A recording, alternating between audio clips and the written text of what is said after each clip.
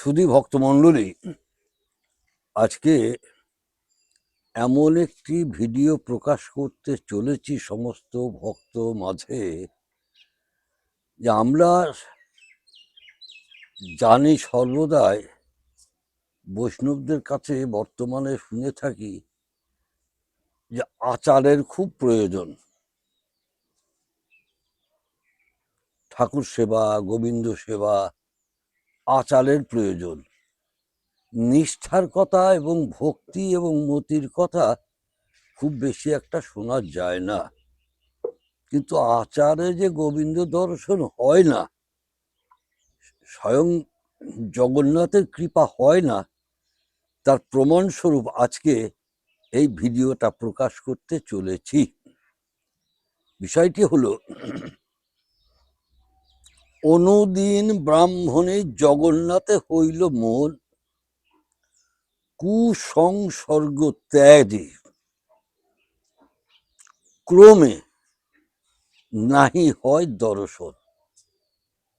তাহলে কুসংসর্গ ভিতর থেকে এমন ত্যাগ করেছে যাতে সে দর্শন করতে না হয়, এইরকম মন তৈরি করে কি করলো না, স্বামী এবং স্বামীর পিতা অর্থাৎ শ্বশুর দীর্ঘদিন যাদের বলে এসেছে যে আমাকে একটু জগন্নাথ দর্শন করিয়ে নিয়ে এসো, ক্রমে ক্রমে কাল অতিবাহিত হতে চলল, দিন গত হতে চলল, কিন্তু তারা কোনো ভ্রুক্ষেপ করলো না। এমতো অবস্থায় ব্রাহ্মণী 10 মাস গর্ভবতী হলো।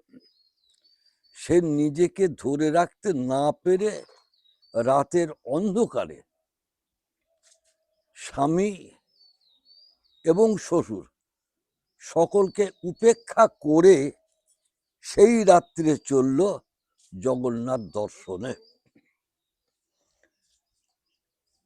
কেমন?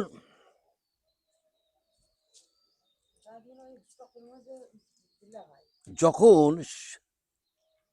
সেই অন্ধকারের ভিতরে দাঁতনের মাঠ, যে মাঠে যে জঙ্গলে হিংস্র পশুর বাস, সেইখানে গিয়ে সে একটি পুত্র সন্তান প্রসব করল। পুত্র সন্তানটিকে একটি গাছের নিচে রেখে দিয়ে সে চলল জগন্নাথ দর্শনে। শুধু ভক্তমন্ডলী, সে যে যাচ্ছে, সদ্যজাত শিশু যার প্রসব হয়েছে, তার রুধির ধারা কিন্তু 2 পাশ দিয়ে বয়ে চলেছে, সেদিকে তার ভ্রুক্ষেপ নাই।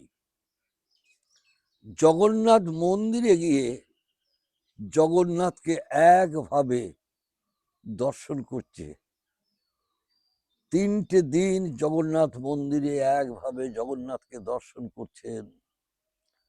আর সেই 3 দিন স্বয়ং প্রভু নিজে তাকে ছদ্মবেশে প্রসাদ দিচ্ছেন। 3 দিন পর দুর্গা দাসী ফিরে আসছে শ্বশুরালয়ে, অর্থাৎ পতির গৃহে। আস্তে আস্তে সেই কেয়ার বন, সেই দাঁতনের মাঠ, ঠিক যে জায়গায় পুত্র সন্তানটিকে প্রসব করে রেখে দিয়েছিল,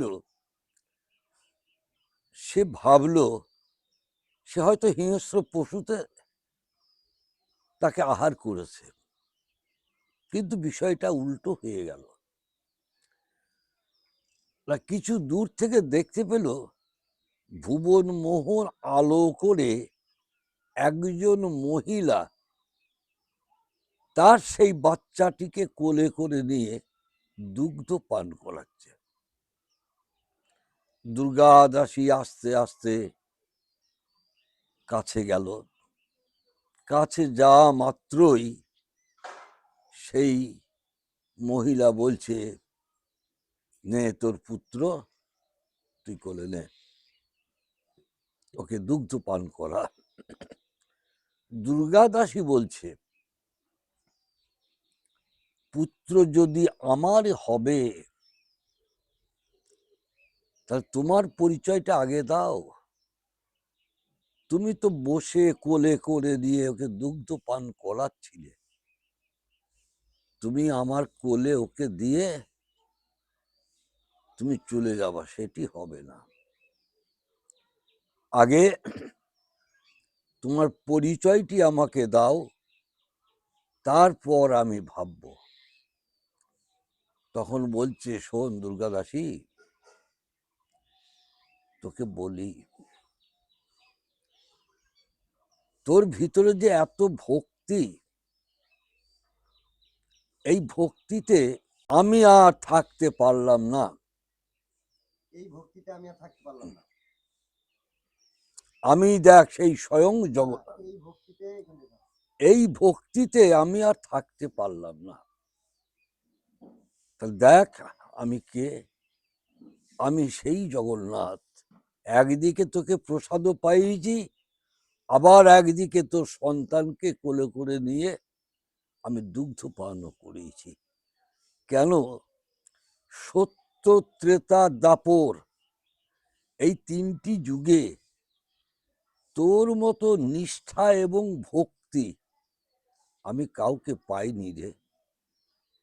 তাই তোর ভক্তির কাছে আমি ধরা পড়ে গেছি। সেই জন্যে এইবার তুই তোর বাচ্চাটা নে। তখন দুর্গাদাসী বলছে, প্রভু আমার একটি নিবেদন আছে, আমার নিবেদনটা একটু শোনো। দুর্গাদাসী কাঁদছে আর বলছে, প্রভু গো,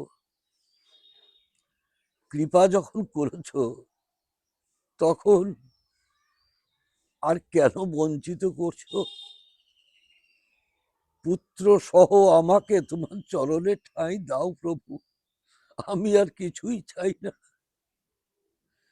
প্রভু তখন বললেন, দুর্গাদাসী, অবশ্যই তোর মনের বাসনা পূর্ণ হবে। এখন তুই তোর সন্তানটিকে একবার কোলে তো নে। যখনই দুর্গাদাসী স্বয়ং প্রভুর কোল থেকে নিজ ক্রোড়ে সন্তানটিকে নিয়ে আমার প্রভুর চরণে সন্তানটিকে দিয়ে যখনই সেই জগন্নাথের চরণ স্পর্শ করে হাউ হাউ করে কাঁদছে, জগন্নাথ প্রভু আর থাকতে না পেরে তিনি কি করলেন, তথাস্তু তথাস্তু তথাস্তু বলেই তিনি আত্মগোপন করলেন। নিতাই গৌর হরি বল, নিতাই গৌর হরি বল, নিতাই গৌর হরি বল।